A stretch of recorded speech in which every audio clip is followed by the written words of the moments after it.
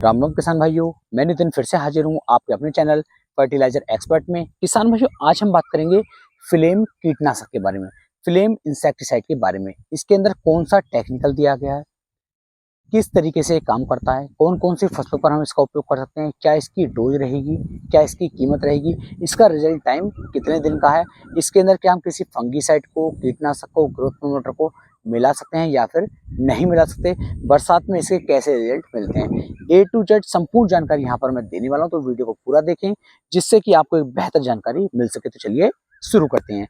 सबसे पहले मैं आपको इसे दिखा देता हूँ। ये किसान भाई आया है मेरे पास फ्लेम सिस्टमिक इंसेक्टिसाइड। ये मैंने अपने ही लिए मंगाया था, प्रमोशन नहीं कर रहा हूँ, ए टू जेड संपूर्ण जानकारी दे रहा हूँ। ये मैंने मंगाया था, और मंगाया क्यों था, क्योंकि इसके अंदर जो है इमिडाक्लोपिड 70% में दिया गया है। जो अब तक हम यूज कर रहे थे कहीं पर 5%, 10%, 20%, 40% तक मैंने इसका उपयोग करके देखा, लेकिन अभी मैंने 70% में मिलाया कि इसके क्या रिजल्ट देखने को मिलेंगे, किस तरीके से फसल को बचा सकता है, किन किन रोगों से बचा सकता है, वो सब मैं आगे आपको धीरे धीरे बताने वाला हूँ। इंडोस्विस कंपनी का आया है और इसका नाम है flame systemic insecticide imidacloprid 70% WG form में इसके अंदर देखने को मिल रहा है। WG का मतलब होता है किसान भाइयों वोट्यूबल ग्रेनुअल फॉर्म में ये आपको देखने को मिल जाएगा। जैसे जवे होते हैं, जवे से काफी छोटा होता है लेकिन बिल्कुल जवे के आकार का ये देखने को आपको मिलता है, और इसका उपयोग यदि हम करते हैं तो बेहतर रिजल्ट मिलने की उम्मीद इसकी है। अब आगे इसकी संरचना के बारे में, इसके टेक्निकल के बारे में और इसके कार्यों के बारे में बात कर लेते हैं। सिस्टमिक कीटनाशक है। अब सिस्टमिक कीटनाशक है, मान लीजिए जैसे कि आपके पास ये पौधा है, अब इस पौधे के ऊपर हम इसका स्प्रे कर देते हैं, तो स्प्रे अगर यहाँ पड़े, कहीं भी पड़े, और पूरे पौधे के ऊपर कहीं पर भी किसान भाइयों अगर कीटों का प्रकोप होता है, कीट आकर के हमारी फसल के ऊपर बैठते हैं या रस चूसा कीट हमारी फसल को खाना पीना चूसना शुरू करते हैं, तो इसका जो सिस्टमिक एक्शन है ये अच्छी तरीके से उस कीट को मार देगा। अगर मान लीजिए इसमें सिस्टमिक एक्शन नहीं होता, कॉन्टैक्ट वाला एक्शन इसके अंदर रहता, तो उसमें किसान भाई अगर उसके संपर्क में कीट आता है तभी ये उसे मार पाता। लेकिन सिस्टमिक एक्शन होने की वजह से पूरे पौधे के ऊपर कहीं पर भी कीट आएगा, खाएगा, पिएगा, चूसेगा, उसकी मृत्यु 100% तय है। मृत्यु होती कैसे है कि किसान भाई इसका जो है जो टेक्निकल है ये कीट के नर्वस सिस्टम को ब्लॉक कर देता है, उसे चलने फिरने योग्य नहीं छोड़ता, उसके पेट की जो कोशिकाएं होती हैं वो बिल्कुल ही बंद हो जाती हैं। तो जो कीट होगा वो फिर जब चलने फिरने योग्य नहीं रहेगा, उसे लकवा मार जाएगा और फिर एकदम से ही उसकी मृत्यु हो जाती है। तो इस तरीके से काफी तेजी के साथ ये जो है कीट को मार गिराता है। अब कौन कौन से कीटों को, तो देखिए सबसे पहले तो आपको जैसा जितने भी रस चूसक कीट है, चाहे वो कोई सा भी क्यों ना हो, सभी तरह के रस चूसक कीटों किसान भाइयों बड़े आसानी से कंट्रोल कर लेता है, बड़े आसानी से उन्हें मार देता है। तो उनके लिए ये बहुत ही बड़ा रामबाण आपके लिए रहने वाला है। अब बात करते हैं किसान भाइयों इसका जो उपयोग है हम कौन कौन सी फसलों के अंदर कर सकते हैं। तो देखिए इसका फसल आप आपकी बागवानी फसल हो उसमें भी कर सकते हैं, गन्ने की फसल हो उसमें कर सकते हैं, या फिर हमारी जो दाने वर्गीय फसलें हैं उनमें कर सकते हैं, या हमारी कोई सब्जी वर्गीय फसलें हैं उनमें भी किसान भाइयों आप इसका उपयोग कर सकते हैं। किसी भी फसल में उपयोग करेंगे कोई भी नुकसान देखने को नहीं मिलता है, और धान की फसल में भी इसका बहुत ही बेहतर रिजल्ट देखने को मिल जाते हैं। तो इसके अंदर आपको इमिडाक्लोपिड 70% WG फॉर्म देखने को मिल जाती है।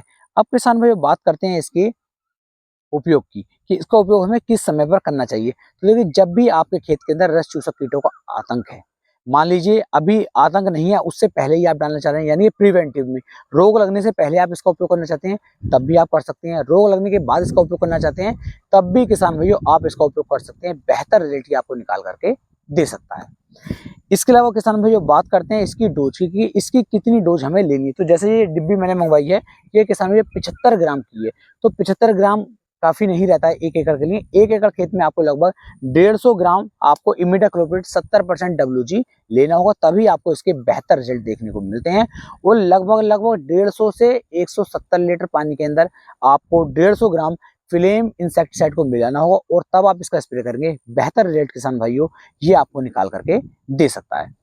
अब किसान भाई बात करते हैं इसके अंदर हम किसी कीटनाशक को, किसी फंगीसाइड को या ग्रोथ प्रमोटर को मिला सकते हैं या फिर नहीं। देखिए अगर आप इसके अंदर किसी फंगीसाइड को मिलाना चाहते हैं मिला सकते हैं, कोई भी नुकसान नहीं करेगा, मेरी 100% जिम्मेदारी है, अच्छे रिजल्ट आपको देखने को मिल जाएंगे।